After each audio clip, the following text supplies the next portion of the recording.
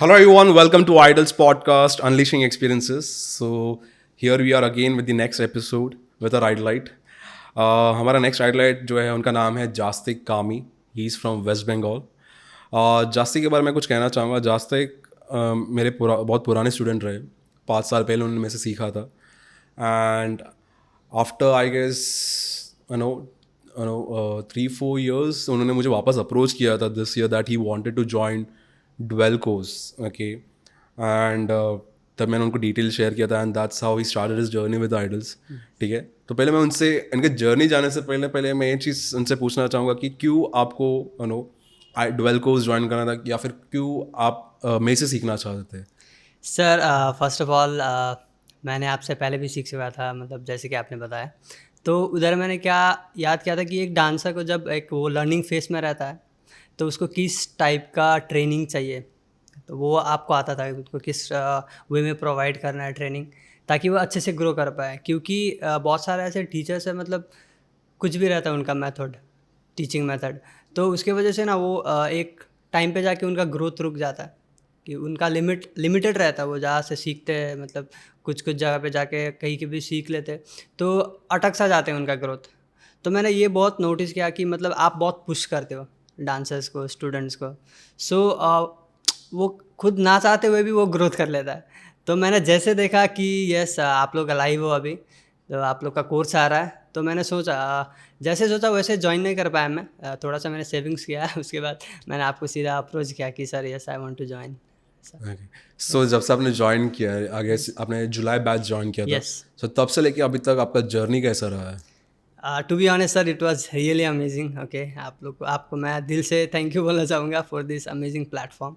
Okay. And बहुत अच्छा गया. मैंने बहुत ग्रोथ देखा खुद के ऊपर, मेरे बैचमेट्स के ऊपर भी बहुत ज़्यादा ग्रोथ देखा. क्योंकि सर अभी के टाइम में ऐसा होता है कि प्रैक्टिस कर लेते हैं, जगह जगह पे जाके सीख लेते हैं, वर्कशॉप्स अटेंड कर लेते हैं, लेकिन एक जो मेथड रहता है ना, वो जब आपके पास रह जाता है वो टर्म, जो प्रैक्टिस करने का एक टर्म आपको मिल जाता है ना, तो आप कोर्स ख़त्म होने के बाद भी वो अप्लाई करके आप बहुत ज़्यादा ग्रो कर सकते हैं. और वो चीज़ मुझको इधर मिला और मैं बहुत हैप्पी हूँ. At the end of this course मुझको बहुत सीखने का मिला and it was really good experience. आपने ट्रेनिंग के दौरान ये भी मेंशन किया था बिकॉज आप काफ़ी हेजिटेंट थे राइट यस. ज्वाइन करने के लिए बिकॉज आपने 2 साल तक डांसिंग छोड़ दिया था I guess yes. I yes. Yes believe. Sir. Okay. And आप कॉन्फिडेंट नहीं थे कि आप गेट बैक कर पाओगे कि नहीं. यस. Yes sir. सो वो कॉन्फिडेंस कितने हद तक आपका बिल्ड हुआ है एंड अभी आपको लगता है कि यार वो 2 साल जो मैंने छोड़ा यस. था अभी और अभी जो मैंने 5 महीने में किया है यस. तो आपने वापस आपको कॉन्फिडेंस रीगेन किया है. Yes sir. जैसे कि यस 2 साल मैं पूरा ब्लैंक था, आउट ऑफ प्रैक्टिस था, मतलब मेरा रुक सा गया था डांसिंग उधर. तो जो पता था कि आप मतलब ऐसे कोर्स प्रोवाइड कर रहे हैं, मैंने ज्वाइन किया. आफ्टर 5-5 मंथ्स ऑफ प्रैक्टिस मैं जिस लेवल पे था उससे तो रिकवर हुआ है, बल्कि उससे भी ज़्यादा खुद पे ग्रोथ देखा मैंने. वो अलग था एक्सपीरियंस मेरे लिए बहुत, क्योंकि मुझको पता था, आपने भी देखा था कि मेरा डांसिंग किस लेवल पे था. जिस लेवल पे आपने छोड़ा था उसी लेवल पे ही था. यस, मैंने कुछ स्टाइल सीखे अलग से जाके, लेकिन ओवरऑल जो वर्सटैलिटी होता है एक डांसर में वो नहीं था मेरे पे.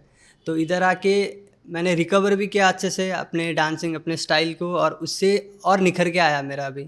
और मुझको अभी बहुत कॉन्फिडेंस फील हो रहा है कि यस इसको आगे तक लेके जा सकता हूँ मैं, ऐसा है.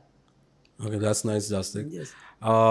सो एक कोर्स ज्वाइन करने से पहले राइट ठीक है फर्स्ट ऑफ ऑल मैं ये जानना चाहूँगा कि ऐसे क्या इंपॉर्टेंट चीज़ें आपने इस ट्रेनिंग में सीखा है. Okay apart from your dance training अभी आपने दोनों ट्रेनिंग कंप्लीट किया आप यस. ट्वेल्व कोर्स राइट हमारा professional advance dance program as well as professional instructor training program. Yes. Okay. So तो ये दोनों ट्रेनिंग्स में आपको ऐसा डांस ट्रेनिंग में भी एंड आई में भी आपने ऐसा क्या इंपॉर्टेंट स्किल्स सीखा है. So first of all dance training में आऊँ तो मैं सर, एक सबसे पहले तो मोस्ट इम्पॉर्टेंट मुझको एक टर्म, एक मेथड मिला कि जो जैसे मैं प्रैक्टिस कर पाऊँगा. ठीक है. तो आफ्टर उसके बाद अगर सबसे इम्पॉर्टेंट, ये सबसे अच्छा एक्सपीरियंस था मेरा लाइफ का, ITP professional instructor training programme जो था. इधर मुझको मेरा लेवल समझ में आया. ओके. और आपने ये भी सिखाया कि उस लेवल से आगे कैसे बढ़ना है. ये चीज़ सबसे अलग था। एंड आईटी में मोस्ट इम्पॉर्टेंट रहता है कि आप एज अ डांसर खुद को कैसे स्टैंड आउट करते हो, ठीक है। उसके बाद एक सेल्फ डिपेंडेंट कैसे बनना है, एज अ डांसर कैसे स्मार्ट वर्क करना है, सबसे इम्पॉर्टेंट। अभी के जनरेशन में सर्वाइव करना रहता है सबको, तो अकॉर्डिंग टू दैट कैसे खुद को रखना है, कैसे दूसरे सारे स्किल्स पे वर्क करना है, कैसे फ्यूचर में जाके एक डांसिंग जैसे कि हम लोग का प्रोफेशन है तो उससे कैसे लिविंग करना है, वो सब आपने टीच किया। तो दोनों ही कोर्स मैंने बहुत इन्जॉय किया, बहुत फन था, चैलेंजिंग भी था, लेकिन उससे ज़्यादा बहुत ज़्यादा सीखने मिला सर हम लोग। यस। ओके, सो जैसे आपने कुछ कुछ चीज़ें ऑलरेडी बताया, लेकिन मैं जानना चाहूँ कि आपके सेल्फ ग्रोथ, लाइक खुद के ग्रोथ यस। में कितना आपने देखा, लाइक कोर्स ज्वाइन करने से पहले आप कहाँ पे थे and after completing the course, ठीक है, कितना लेवल ऑफ ग्रोथ देखा एंड क्या क्या चेंजेस देखे आपने? Okay, so sir first of all if dancing में आते हैं, मेरा 20% कर रहा था तो 90 to 95% मैंने किया है। वो 5% अभी इसलिए वो किया मैंने क्योंकि मुझको आगे तक लेके जाना है। अगर वो मैं खुद को 100% समझ जाऊँगा तो मैं रुक सा जाऊँगा, मेरा एग्जैक्टली। ग्रोथ रुक जाएगा। तो मैं कभी भी ये नहीं सोचूंगा कि मेरा 100% हो गया, तो मैं चाहूँगा कि उससे ज़्यादा होते रहे। और उसका मेथड दिया है आपने मुझको, वो बहुत अच्छा लगा।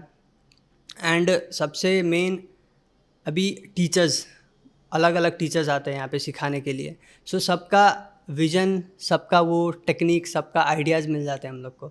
सो उससे क्या होता है, हम लोग का माइंड खुल जाता है और एक वर्सेटैलिटी रहता है वो डांसर में, वो आने लगता है। लर्निंग वाइज हो, टीचिंग वाइज हो, टीचिंग भी ऑब्जर्व करता था मैं उन लोग का।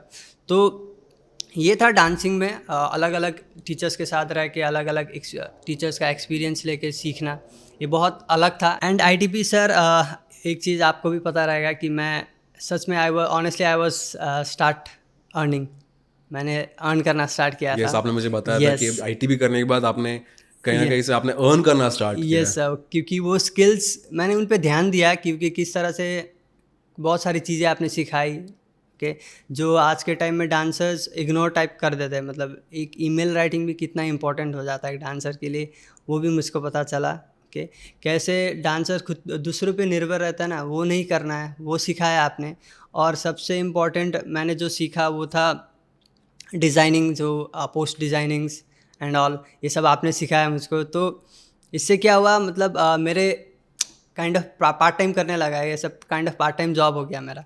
तो मतलब ऐसे अप्रोच आने लगे, मैं करने लगा। अभी आ रहे, अभी काम है अभी भी, तो मैं उससे करता रहूँगा। और बहुत सारे ऐसे और चीज़ें हैं जो आपने सिखाया, जैसे खुद को मार्केट कैसे करना है, कि खुद का नेटवर्किंग में किस तरह से ध्यान देना है, कैसे हेल्प कर सकता है, पीआर के, एनएफटीज, ये सारे बहुत सारी चीज़ें आपने बताया जो कुछ याद ही नहीं था और मैं काइंड ऑफ इग्नोर करता था। इग्नोर नहीं, मुझको आइडिया नहीं था।